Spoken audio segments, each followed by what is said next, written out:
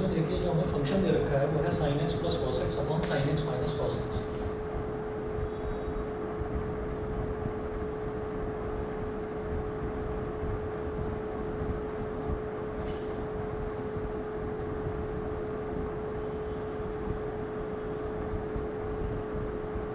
sin x plus cos x upon sin x minus cos x ये दे रखा है। Differentiate both sides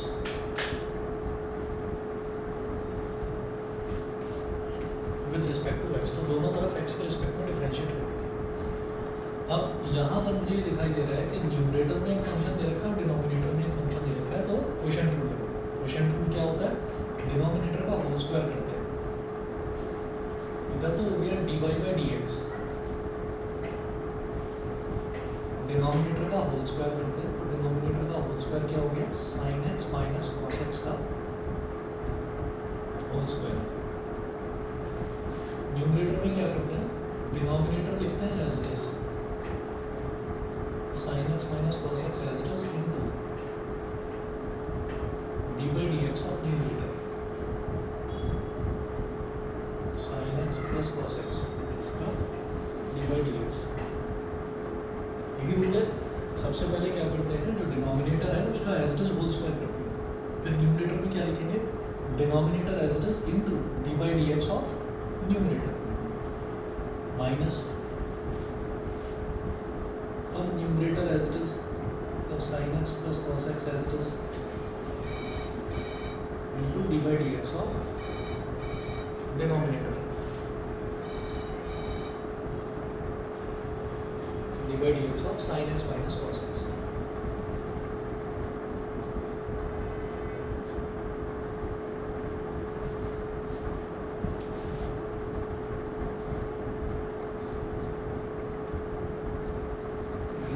sin x minus cos x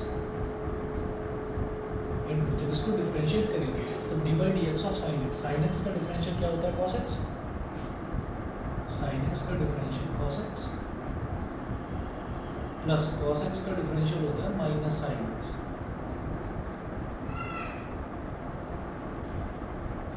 sin x का differential cos x plus as it is cos x का differential minus sin x। दोनों के बीच में इसका साइन को तो प्लस लगा दिया, फिर minus sin x plus cos x, फिर इसको डिफरेंशिएट करेंगे तो sin x का differential cos x minus cos x का differential minus sin x।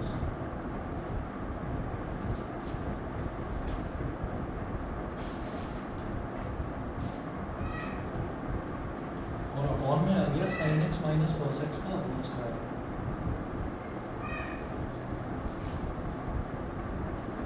sin x minus cos x का होल स्क्वायर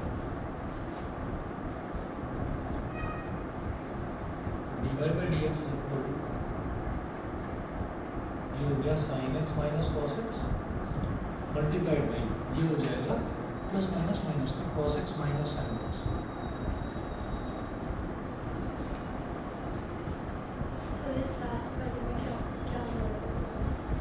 ये जो मैं कर रहा हूँ ये साइन, मैं दोबारा लिख रहा हूँ sin x minus cos x ये है, और cos x plus minus minus हो गया तो cos x minus sin x, ये ब्रैकेट लिख दिया मैंने। फिर ये बीच में माइनस का साइन है, फिर इधर sin x plus cos x, और इधर आप ये देखिए cos x minus minus plus, तो ये क्या हो जाएगा? cos x plus sin x।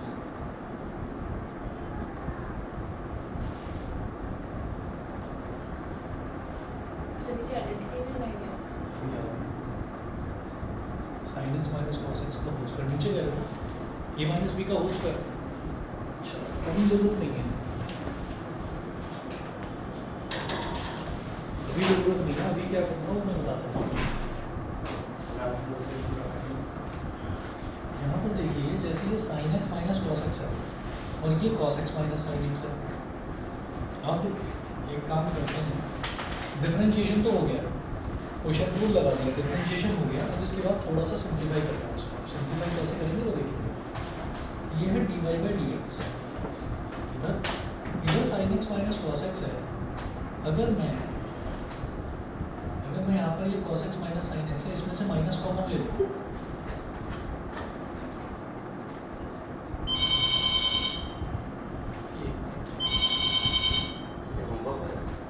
हाँ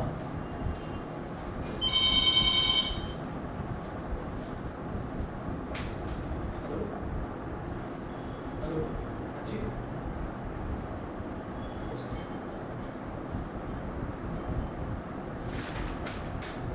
आप कहाँ पर हो? आ जाओ आ जाओ।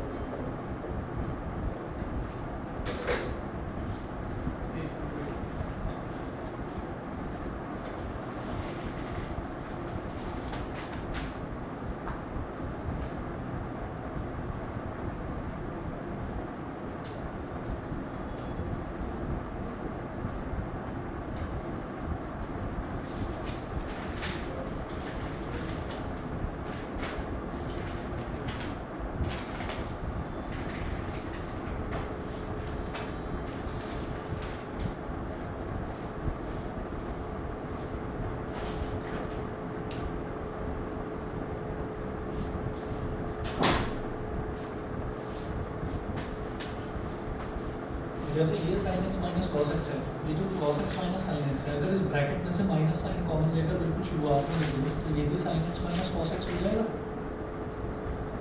देखो ऐसा है, ये b माइनस ए लिखा हुआ है, अगर उसमें से माइनस साइन कॉमन ले लेंगे तो ये माइनस बी बन जाएगा। उस माइनस को मैंने शुरुआत में लिख दिया, ठीक है।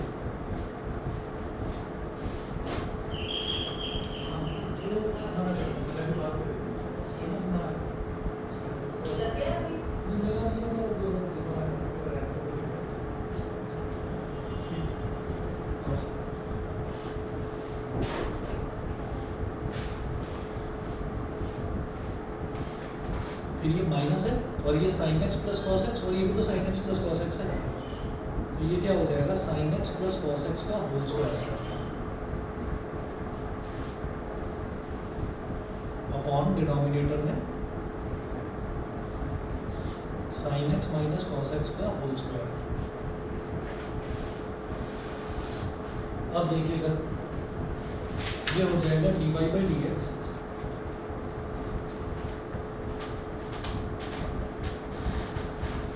by dx, ये माइनस तो as it is sin x minus cos x into sin x minus cos x, क्या हो जाएगा sin x minus cos x का whole square. sin x minus cos x का होल स्क्वायर और ये minus sin x plus cos x का whole square.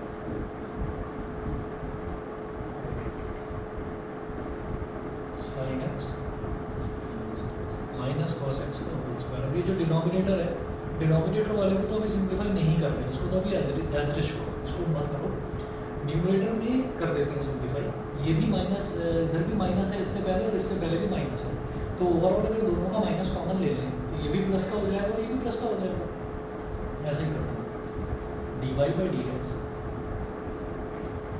मैंने minus common ले लिया तो यहाँ बचेगा sin x minus cos x का होल स्क्वायर, तो उसको अगर एक्सपेंड करेंगे तो बन जाएगा sin square x plus cos square x minus 2 sin x cos x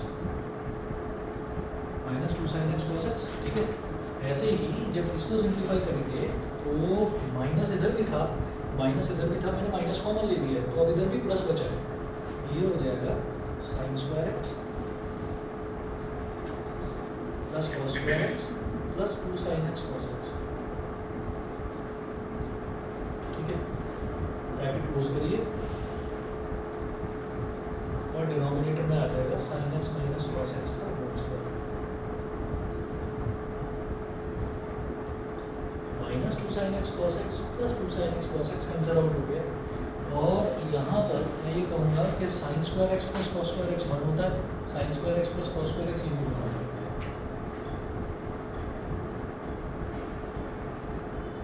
sin square x plus cos square x is 1 plus ये वाला sin square x plus cos square x ये भी 1, और अपॉन वाले तो मत करो, एक्सपेंड ऐसे ही रहना। sin x minus cos x का 1 plus 1 is 2 with the minus sine, हो जाएगा minus 2 upon sin x minus cos x का whole square. sin sine x minus cos x का हो जाएगा। फोर्थ पार्ट ये थर्ड पार्ट बताया हमने क्वेश्चन में। थर्ड ये तो ठीक है, फोर्थ पार्ट बता दो।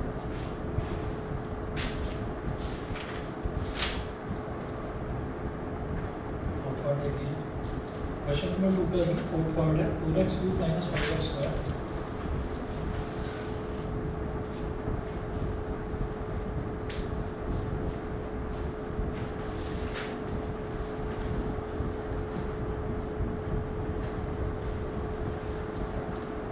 Four x cube minus 5x² plus 1।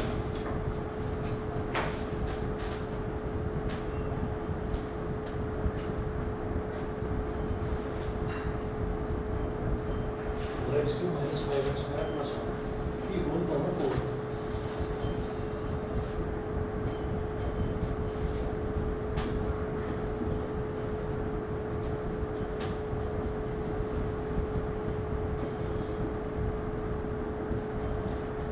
दोनों तरफ x के रिस्पेक्ट में डिफरेंशिएट करिए, तो ये हो जाएगा dy by dx।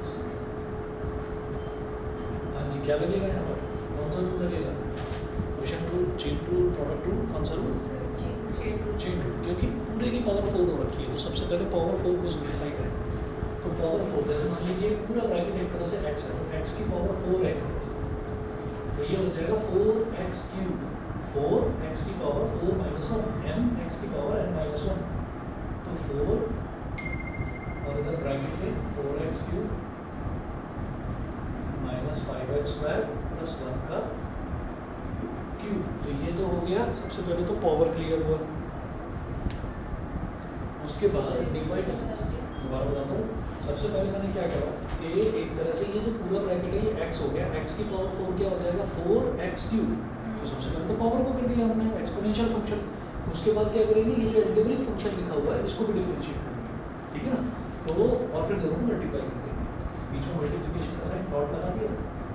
D by d x of 4x³ minus 5x² plus 1, 4x³ minus 5x² plus 1।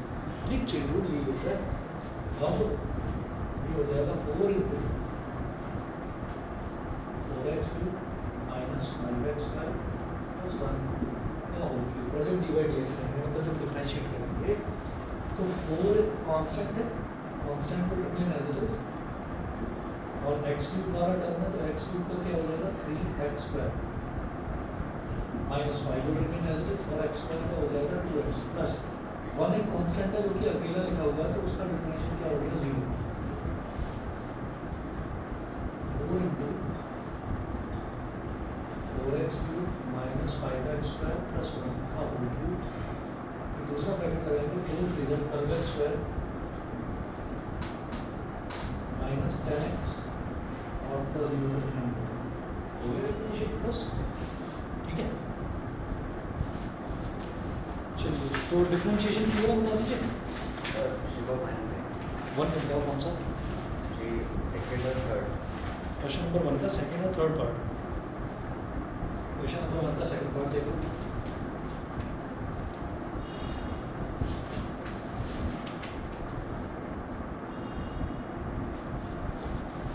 Second में दे रखा है y is equal to x minus 1 into x minus 2 upon root x।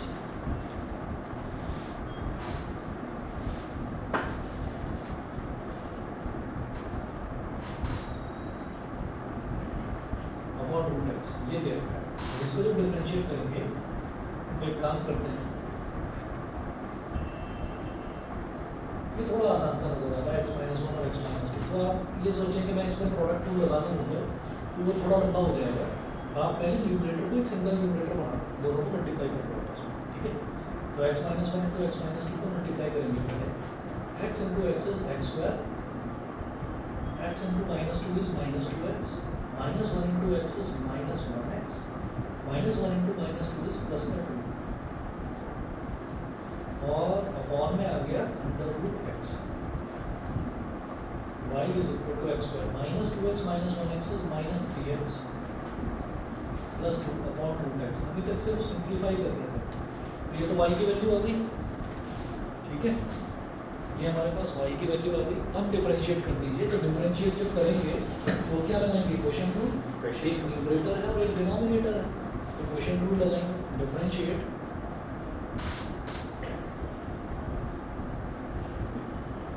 both sides with respect to x के respect में differentiate करें, इधर आ गया dy by dx। अब जब क्वेश्चन रूल होता है तो क्वेश्चन रूल में क्या करते हैं, क्वेश्चन रूल में सबसे पहले डिनोमिनेटर का होल स्क्वायर करा जाता है।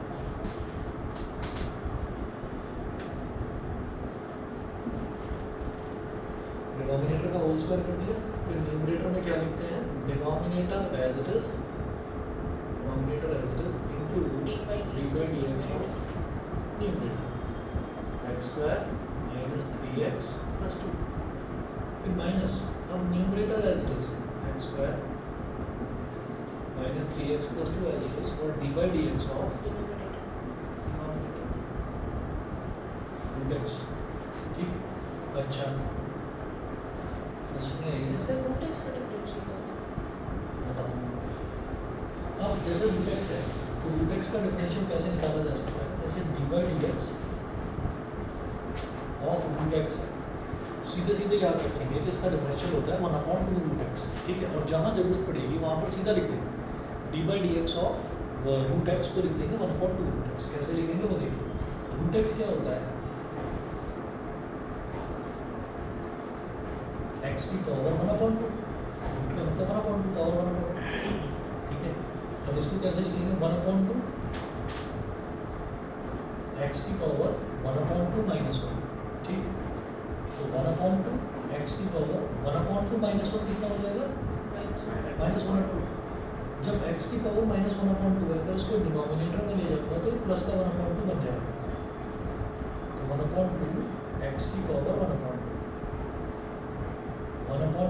x की पावर 1/2 कितना हो गया, रूट x। तो सीधा याद रखिएगा कि बार बार पावर में 1/2 लगाना फिर सब्ट्रैक्ट करके दिखाना, सीधा याद रखिए कि जब भी कभी रूट x का डिफरेंशियल वो बोले आपसे तो आप सीधा सीधा लिख दीजिए 1/2 रूट x। ठीक है, dy by dx of root x is 1/2 root x। अब क्या करेंगे, आगे dy by dx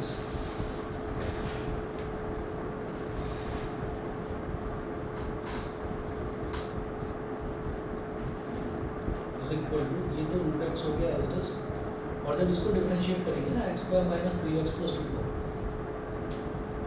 तो x स्क्वायर का डिफरेंशियल हो गया 2x माइनस 3x का डिफरेंशियल हो गया माइनस 3 इंटू 1 यानी कि -3 प्लस 2 कांस्टेंट है तो वो एज होगा, वो मतलब सॉरी 0 हो गया minus x square minus 3x plus 2 x square minus 3x plus 2। और जब dy by dx करेंगे रूट x का तो सीधा सीधा लिखिए dy by dx of root x क्या होता है, 1/2 रूट x। तो यहाँ लिख देंगे 1/2 रूट x, और अपॉन में रूट x का स्क्वायर क्या होता है, x। तो dy by dx क्या हो जाएगा यहाँ पर, अब एक काम करते हैं, न्यूमरेटर को मुझे दिखाई दे रहा है root x into 2x minus 3। ठीक है, और दूसरा टर्म जो है वो 2 रूट x वाला है, मतलब वहाँ डिनोमिनेटर में 2 रूट x दे रखा है, तो न्यूमरेटर में एलसीएम ले लेते हैं, जब एलसीएम लेंगे तो ये वाला जो टर्म है डिनोमिनेटर वाला, न्यूमरेटर का जो डिनोमिनेटर वो इधर मल्टीप्लाई हो जाएगा। ठीक है, तो 2 रूट x इसमें मल्टीप्लाई होगा, ऐसे लिखेंगे 2 root x into root x into 2x minus 3 minus x square minus 3x plus 2 into 1, और एलसीएम दिया है तो पूरे के अपॉन में आ गया 2 रूट x,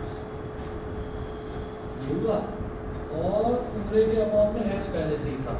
ठीक है, तो ऊपर मेरे को एक रैशनल नंबर मिल गया, रैशनल टर्म मिल गया। रैशनल टर्म का मतलब क्या, जिसमें एक न्यूमरेटर होता है और एक डिनोमिनेटर होता है, तो ऊपर एक रैशनल टर्म मिल गया और नीचे केवल x है, तो इसको रैशनल बना दो, कैसे, x/1 करके।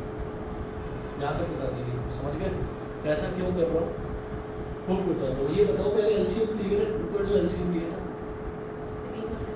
एलसीएम में देखिएगा क्या है कि यहाँ पर डिनोमिनेटर, इसके डिनोमिनेटर में कुछ भी नहीं है, इसके डिनोमिनेटर में 1 है, और यहाँ 1/2 रूट x है, तो मतलब इस पूरे के डिनोमिनेटर में 2 रूट x है, तो 1 और 2 रूट x का एलसीएम लेंगे। तो जब बिल्कुल अलग अलग टर्म्स होती हैं तो एलसीएम के नाम पर दोनों को मल्टीप्लाई कर देते हैं, तो 1 इंटू 2 रूट x क्या हो गया, 2 रूट x हो गया।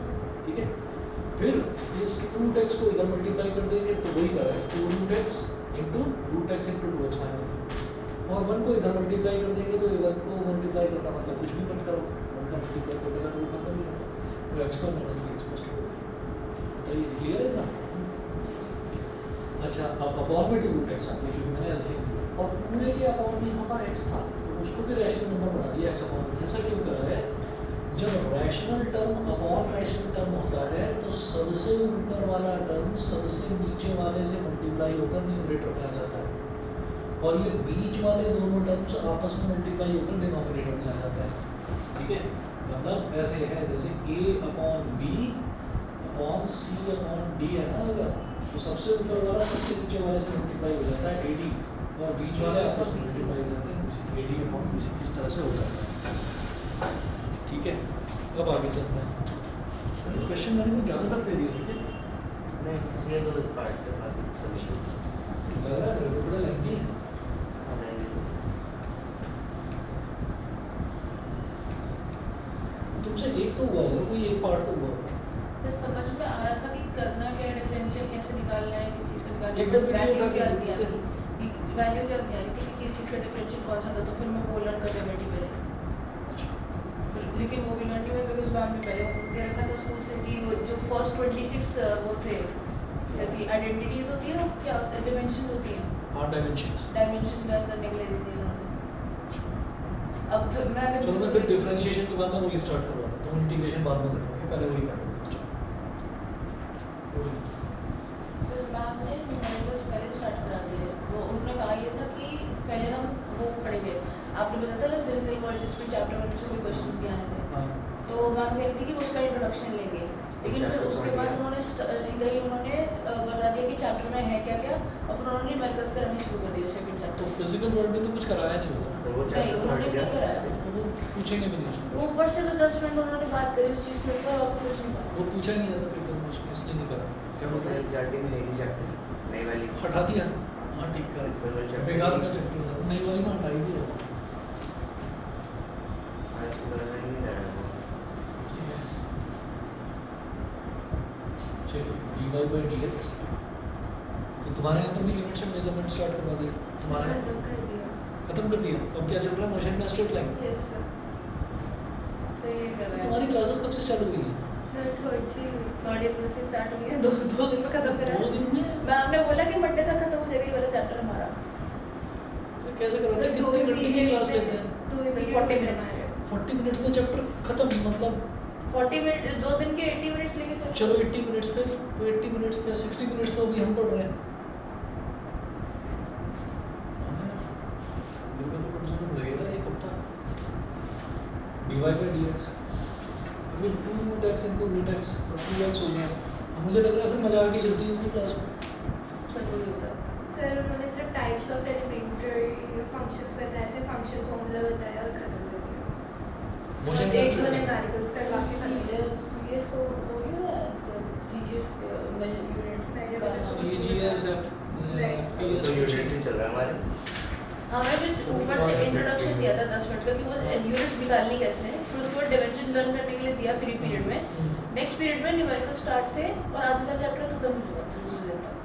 और कुछ उन्होंने बोल दिया कि ये चैप्टर तुम लोगों को मैथ्स के टीचर से ज़्यादा बेटरली समझ जाएगा तो उनसे समझना। हाँ वही कर रहे वो मैथ्स वाले फिजिक्स में कहेंगे फिजिक्स वाले मैथ्स वाले Maths में पढ़ा कहेंगे। देंगे ऐसे ही दुनिया भर का सारा जो कचरा है ना वो 11th क्लास में डाल दिया जाता है।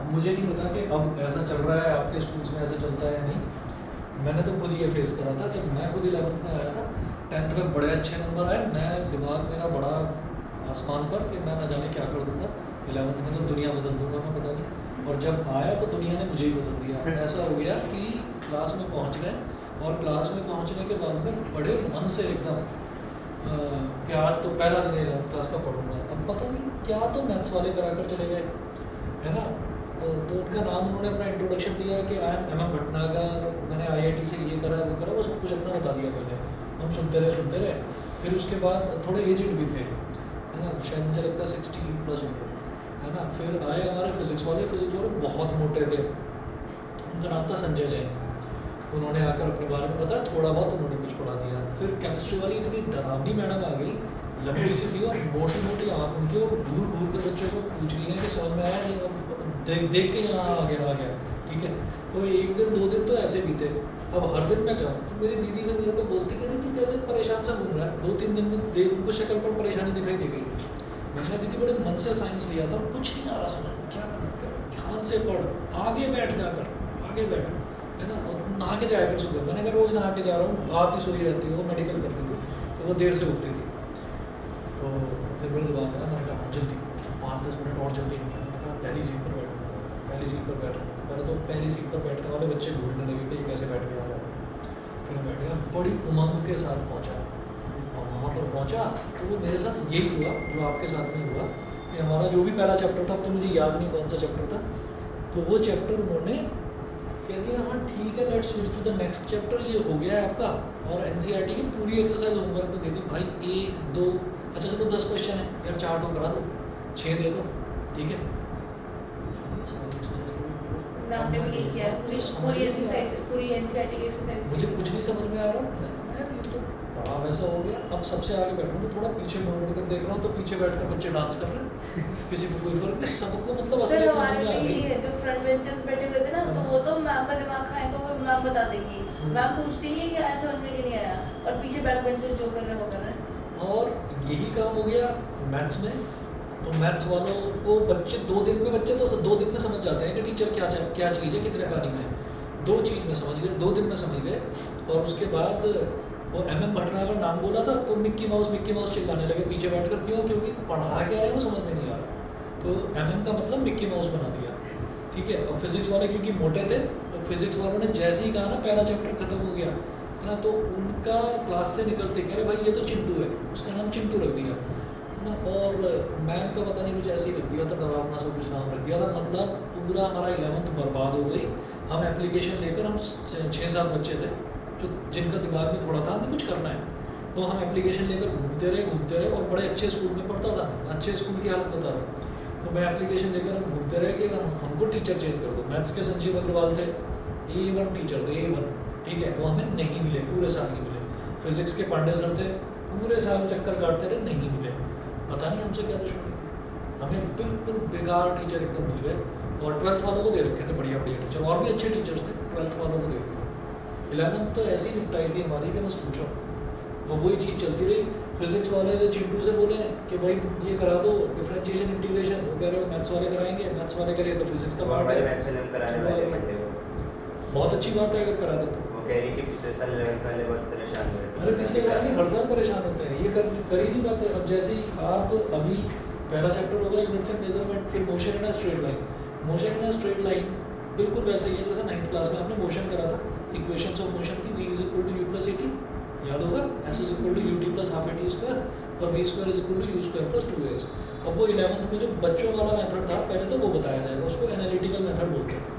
उसके बाद दूसरा बताया जाएगा ग्राफिकल मेथड। ग्राफिकल मेथड से भी आप 9th में कर चुके हैं। फिर बोलते हैं कि कैलकुलस मेथड। अभी जिसने डिफरेंशियल इंटीग्रल नहीं पढ़ी है वो तो मुंह खोल के बैठ जाएगा ना क्लास में, सर ये क्या चल रहा है, मैम ये क्या चल रहा है, ठीक है। मैम कह देंगे कि पूछ लो अपना मैथ्स वालों से, मैथ्स वाले कह देंगे टाइम नहीं है मेरे पास, है ना, यूनिट टेस्ट आ रहे हैं, मुझे अपना सिलेबस कराना है, बस। दोनों की पता नहीं क्या आपस में सेटिंग चलती हमारी है। फिजिक्स की टीचर ने एडवाइस किया था कि अगर हमें डिफरेंशियल इंटीग्रेशन पढ़ना हो तो हमें गणितज्ञ वाले टीचर से पूछो। गणितज्ञ हमारे स्कूल में वो है ऑर्गेनाइजेशन के लिए जो जेई नीट के बच्चे को स्कूल में ही ट्रेन कर रहे हैं सिलेबस के साथ साथ। अच्छा, तो उसमें हम, क्योंकि वहाँ पर क्लासेस गणितज्ञ कम वाले होती है, बच्चों से पूछे। नहीं गणितज्ञ क्लासेस वाले कम, टीचर्स? हाँ क्लास कम होती है ना, तो टीचर्स के पास फ्री टाइम रहता है। अच्छा। हम ब्रेक में गए थे जब पूछने के लिए, तो सर ने भी यही बताया कि इस बार डिफरेंशिएशन इंटीग्रेशन हमारे सिलेबस में नहीं है।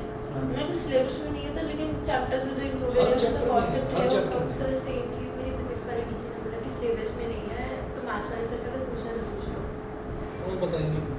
और यूनिट्स एंड मेजरमेंट ये भगाते रहेंगे, कोई नहीं, आप चिंता मत करो, मैं अभी एक्स्ट्रा क्लासेस स्टार्ट करके ना, और मैं यूनिट्स एंड मेजरमेंट भी एट पावर ले रहा हूँ, सब करवा दूँगा। 2x into 2x minus 3 minus x square. और फिर थक हार के पता है क्या होता है, पढ़ने वाला बच्चा भी ना फिर वो मजाक करने लगता है। फिर 2 हफ्ता बीतेगा, फिर उसको दिखेगा यार दुनिया को फ़र्क नहीं पड़ रहा, तेरे को क्या फ़र्क पड़ रहा है, तू भी मजे ले, बस। फिर क्लास के साथ बैठ के हाँ हाँ वो ये शुरू हो जाता है। फिर आंसू तब निकलते हैं जब एग्ज़ाम आता है, ठीक है। एक्चुअली एग्ज़ाम से भी डर नहीं लगता, क्योंकि पता है 11th क्लास का बोर्ड तो है नहीं, लेकिन उसके बाद जो घर पर ताने सुनने को मिलते हैं ना, वो जो ताने हैं वो ताने डराते हैं कि यार ये अब सुनने को मिलेगा, या तो मम्मी मारती है या फिर पापा, दोनों में से एक ना एक तो खतरनाक होता ही है अंदर में। -x² माइनस प्लस 3x, और 12th में तो कैसा भी बच्चा हो अपने आप ही सुधर जाता है। अच्छा, ये इसको पूरे टर्म को 1 से मल्टीप्लाई करा तो वो तो एज इट इज रहा, और 2 रूट एक्स इंटू एक्स करा तो नहीं तो 2x रूट एक्स,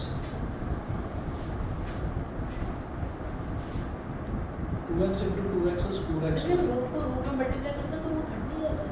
हाँ करते हैं। तो जब हमने इधर ये 2 रूट x को रूट x के साथ मल्टीप्लाई करा तो था 2x ऊपर वाली इक्वेशन, तो 2x इधर सेकंड लास्ट स्टेप में हमने 2 रूट x को रूट x से मल्टीप्लाई करा था। हाँ, जो अब अलग नहीं अलग लिखा ऐसे कि 2 root x multiplied by root x, हाँ। है ना।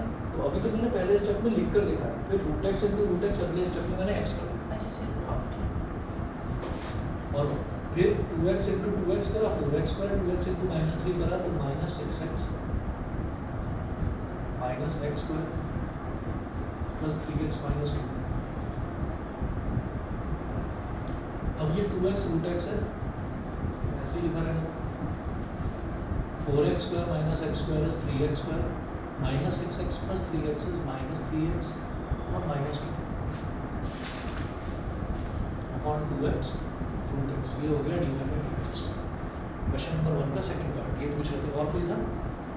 थर्ड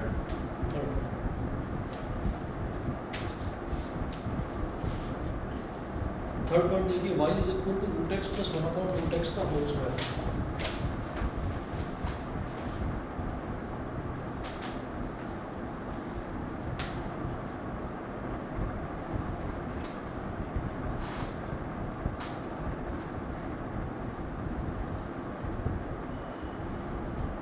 a प्लस बी का होल स्क्वायर, तो a square plus b square plus 2ab root x का स्क्वायर। पहले मैंने अभी एक्सपैंड ही कर दिया, एक्सपैंड करने में थोड़ा फायदा है। रूट एक्स का स्क्वायर कितना हो गया x, 1 अपॉन रूट एक्स का स्क्वायर कितना हो गया 1 अपॉन एक्स, रूट एक्स से रूट एक्स कट गया तो प्लस 2 ये हो गया। अब क्या करेंगे,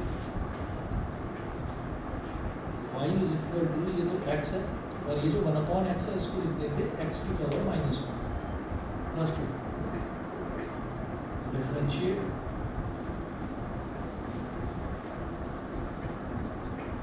both sides, differentiate both sides with respect to x। तो दोनों तरफ x के रिस्पेक्ट में आप डिफरेंशिएट कर दीजिए। तो ये dy बाई dx हो गया, x का डिफरेंशियल हो गया 1 और x की पावर -1 का डिफरेंशियल क्या हो जाएगा -1 x की power -1 plus 2 is a constant, तो 2 का डिफरेंशियल क्या हो जाएगा 0। ठीक है, अब ये हो गया 1 प्लस माइनस इज -1 और x की पावर -1 मतलब x की पावर -2, तो 1 माइनस 1 अपॉन एक्स स्क्वायर, ये इसका result d y by d x. ठीक है भाई, d y by d x का रिजल्ट होगा -1 अपॉन एक्स।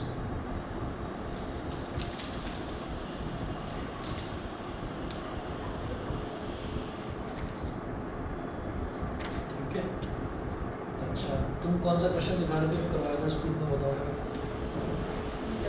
डिफरेंशिएशन में कितना ही है बस। इसका बड़ा इंटरेस्टिंग मेथड होता है जो तुम्हारे यहाँ पर अभी क्वेश्चंस करवाए हैं ना, बताता हूँ कैसे करते हैं। ये वाला देखिए, एक क्वेश्चन करवाता हूँ, ठीक है। हालांकि शुरू से पूरा कंसेप्ट लिखवा कर कायदे से करवाऊंगा, पर जरा एक क्वेश्चन देखते हैं तो डर निकल जाएगा कि ये क्या चीज़ है। ठीक है, अभी बताता हूँ, ये बता रहा हूँ कंसेप्ट।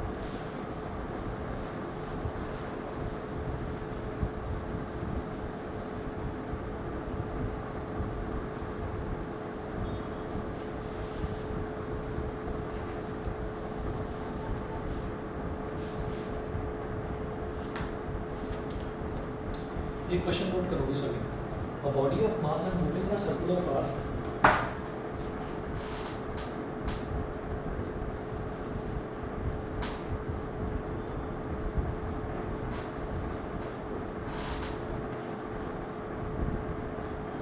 बॉडी ऑफ मास है मूविंग का सर्कुलर पाथ में बना सके।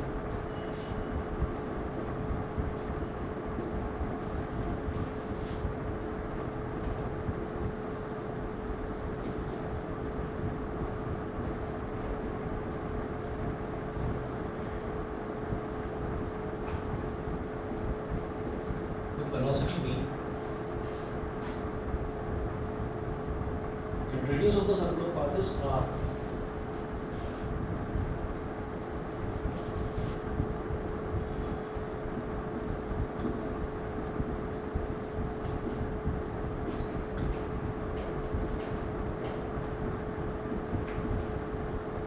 Radius of the circular path is small r, full stop.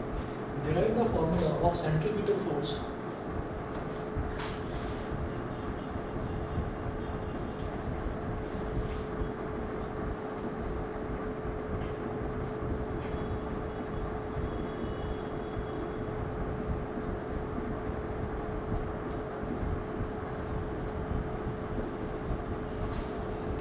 Derive the formula of centripetal force, which depends on above physical quantities.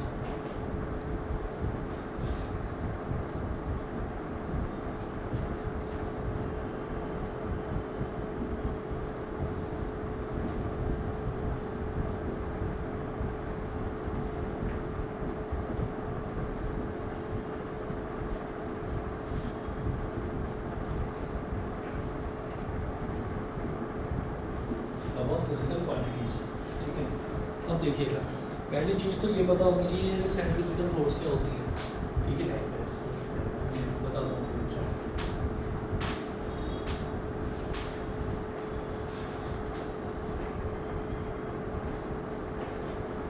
हमने एक स्टोन लिया और स्टोन को हमने थ्रेड से बांध दिया, ठीक है। थ्रेड को बीच में से पकड़ा और ऐसे ऐसे ऐसे उसको घुमाना शुरू कर दिया। तो जब हम उसको ऐसे ऐसे घुमा रहे हैं तो वो एक सर्कुलर पाथ में गोल गोल गोल गोल घूमता रहेगा, ठीक है। अब हमारा मन कर रहा, हमने उसको छोड़ दिया, हमने जो पकड़ रखा था हमने उसको छोड़ दिया। क्यों मन क्यों करा? क्योंकि हम लगातार घुमाते जा रहे हैं, हमारे हाथ में दर्द हो गया उसको घुमाते घुमाते घुमाते घुमाते। तो इसका मतलब क्या है कि एक फोर्स ऐसी है जो उसको सेंटर की तरफ खींचे हुए है, रोके हुए है उसको, नहीं तो वो निकल के भाग जाएगा, ठीक है। जैसे ही हमने इसको ये हमने जो पकड़ रखा है, जैसे ही हमने इसको छोड़ा तो ये पत्थर निकल कर यहाँ से भाग जाएगा, धागा भी उसके साथ पीछे उड़ता उड़ता जाएगा, ठीक है। ऐसे ही होता है। तो अब दो तरीके की फोर्स है। हमारे हाथ में दर्द क्यों हो रहा है? क्योंकि वो पत्थर निकल के बाहर जाना चाह रहा है, वो बाहर जाना चाह रहा है, वो उसको मतलब वो सर्कुलर पाथ पसंद नहीं आ रहा कि आप उसको घुमा के रहो सर्कुलर पाथ में, ठीक है। तो वो सीधा कहीं ना कहीं बाहर भागना चाहता है। तो इसका मतलब क्या है? एक फोर्स जो उसको लगातार बाहर की तरफ खींच रही है, that force is called centrifugal force, centre से बाहर की तरफ जाने वाली फोर्स। और एक फोर्स जो उसको अंदर की तरफ रोक रही है, that is called centripetal force. तो सेंटर की तरफ लगने वाली, और उसी फोर्स की वजह से मेरे हाथ में दर्द हो जाता है क्योंकि मैंने उसको खींच रखा है, ठीक है। और वो इसीलिए टाइटर हो जाता है, तो ये थ्रेड है टाइट रहता है, ऐसा नहीं है कि वो ढीला हो रखा है। तो ये जो अंदर की तरफ लगने वाली फोर्स है, that is called centripetal force. Centripetal force तो भाई है तो फोर्स ही है, तो फोर्स ही। तो फोर्स का जो यूनिट होती है वो क्या होती है? न्यूटन। यहाँ लिखेंगे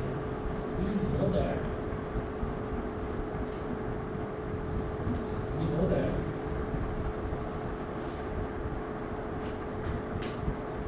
F is equal to ma। यहाँ लिखना Newton's second law,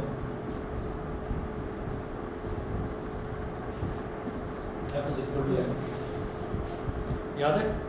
force is equal to mass into acceleration, 9th class में करा था। कोई चीज़ नहीं याद आए तो बता देना, ठीक, मैं दोबारा से बता दूँगा। F is equal to ma, ठीक है।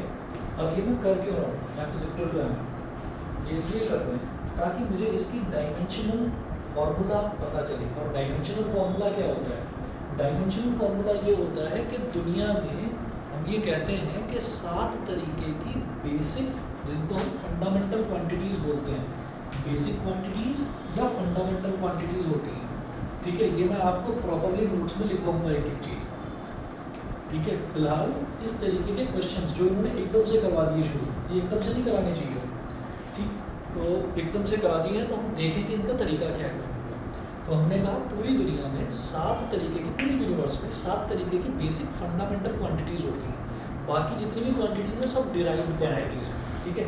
तो वो जो 7 फंडामेंटल क्वांटिटीज़ हैं वो क्या होती है, mass represented by capital M, length represented by capital L, time capital T, और टेम्परेचर टेम्परेचर को किससे रिप्रेजेंट करेंगे, कैपिटल K से, केल्विन के लिए, करंट एम्पियर, इसको A से रिप्रेजेंट करेंगे। और बताओ हाइट, वो लेंथ में आता है। ल्यूमिनस इंटेंसिटी, ल्यूमिनस इंटेंसिटी मतलब कोई भी कैंडल है या ट्यूबलाइट है वो कितनी ब्राइटनेस शो कर रही है, तो CDCD फॉर कैंडेला, ये इसकी यूनिट होती है। उसके अलावा अमाउंट ऑफ सब्सटेंस, 7 हो गई, MOL 1 2 3 4 5 6 7, तो 7 हो गए, ठीक है। तो ये जो बाकी विचार है ना इनकी ज़रूरत ही नहीं पड़ती, मेरी सारी कहानी जो है 11th क्लास की वो M L और T के आसपास हुई थी, ठीक है। तो कोई भी अगर क्वांटिटी, अगर मेरे को फंडामेंटल क्वांटिटी बतानी है तो फंडामेंटल क्वांटिटी M L और T के टर्म्स में आएगी। फंडामेंटल सॉरी आपका डेरिवेशनल फार्मूला MLT के फॉर्म में आएगा। तो जरा F का डेरिवेशनल फार्मूला बना लेते हैं, तो देखिए क्या होगा। जैसे F है तो M for mass, mass into acceleration, M for mass, तो मास की यूनिट क्या होती है, ऐसा यूनिट किलोग्राम। एक्सेलरेशन जो है, एक्सेलरेशन की ऐसा यूनिट मीटर पर सेकंड स्क्वायर। मीटर पर सेकंड स्क्वायर। अब देखेंगे कि ये किस कैटेगरी में लाई कर रहा है, हम ऐसे लिखेंगे F इज इक्वल टू, तो ये किलोग्राम, किलोग्राम किस कैटेगरी में लाई कर रहा है, मास की कैटेगरी में, मास की कैटेगरी में। तो किलोग्राम की पावर क्या है, कुछ नहीं, 1 है, तो मास की पावर 1 लिखेंगे, M की पावर 1। फिर ये जो मीटर है, metre stands for length, metre किस में नापा जाता है, लेंथ जो है वो मीटर में नापी जाती है, तो लेंथ, और मीटर की पावर क्या है 1, तो लेंथ की पावर 1। सेकंड यानी कि टाइम, तो टाइम की पावर -2, तो 3 - 2, और इसको स्क्वायर ब्रैकेट में बंद करना है, ये तो फोर्स हो गया MLT -2। तो ये फोर्स का डेरिवेशनल फार्मूला हो गया, पहली चीज़ तो ये। अब वो कह रहे हैं आप सेंट्रीपिटल फोर्स निकालिए, और इन्होंने ये बता दिया कि ये सेंट्रीपिटल फोर्स किस किस पर डिपेंड करता है, ठीक है। वो भी सुनिए, सेंट्रीपिटल फोर्स है बॉडी ऑफ मास M, तो मास M moving in a circular path with velocity v and radius of the circular path is r. Derive the formula of the centripetal force which depends on above physical quantities. तो centripetal force M पर, V पर और R पर, इन तीनों terms पर depend करता है, इन्होंने बोल दिया। उन्होंने कहा कि अब इसकी हेल्प से आप सेंट्रीपिटल फोर्स का फॉर्मूला निकालेंगे। तो यहाँ लिखेंगे F, यहाँ लिखेंगे एज पर क्वेश्चन,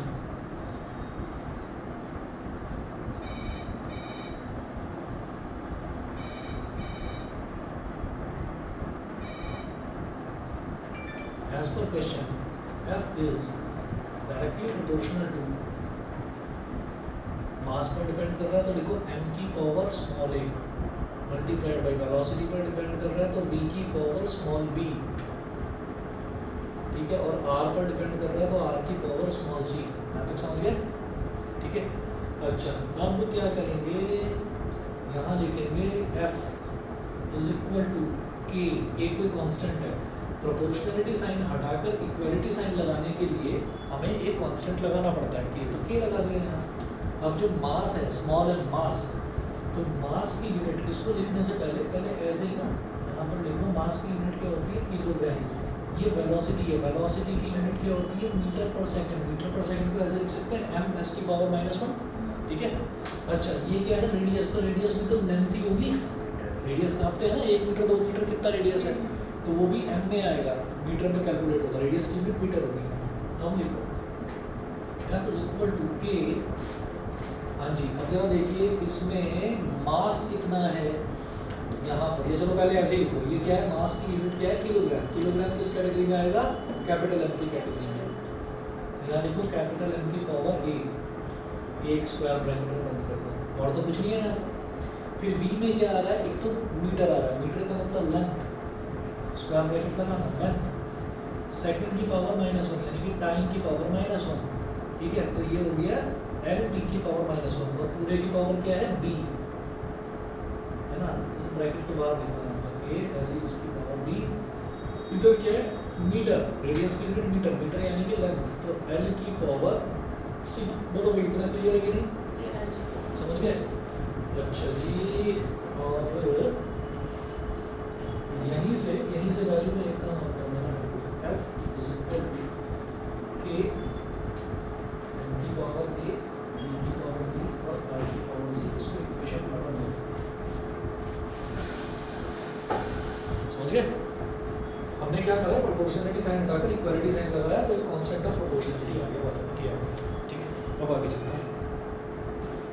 ये करने के बाद अब सर ऐसे तो कोई भी वेरिएबल ले सकते हैं ना, ठीक है? के की जगह कुछ भी लिखो, P Q R S T कुछ भी। अब आगे चलते हैं। अब जरा देखिए यहाँ पर पूरे एक्सप्रेशन में m कितनी बार आ रहा है, बस एक बार, m की पावर a है ना, तो यहाँ लिखेंगे। और ये जो f है ना, अब f का भी डायमेंशनल फार्मूला लिखो, m की पावर n, l की पावर 1, t की पावर -2 क्रॉस करो, इसमें स्क्वायर ब्रैकेट में डालो, इज इक्वल टू k। यहाँ पर भी a की स्क्वायर ब्रैकेट लगेगा, तो जरा देखिए ये हो गया m की पावर a, लिखो यहाँ m की पावर है। फिर देखो l की क्या क्या पावर होगी, इधर क्या है, l की पावर 1 है, 1 इंटू बी इज पावर की पावर मल्टीप्लाई होती है, 1 इंटू बी इज b, तो l की पावर b, और ये क्या है l की पावर c, तो l की power b multiply by l की पावर c क्या हो जाएगा, l की power b plus c, l की पावर b प्लस c। मैं यहाँ लिख रहा हूँ l की पावर b प्लस c। फिर t की बात करते हैं, तो t की पावर -1 है, -1 इंटू b, तो t की पावर -b, तो t की पावर -b हो गया जी, क्लियर है? ठीक है, ये एक लाइन देखिए बस, equating the like powers both sides. Ji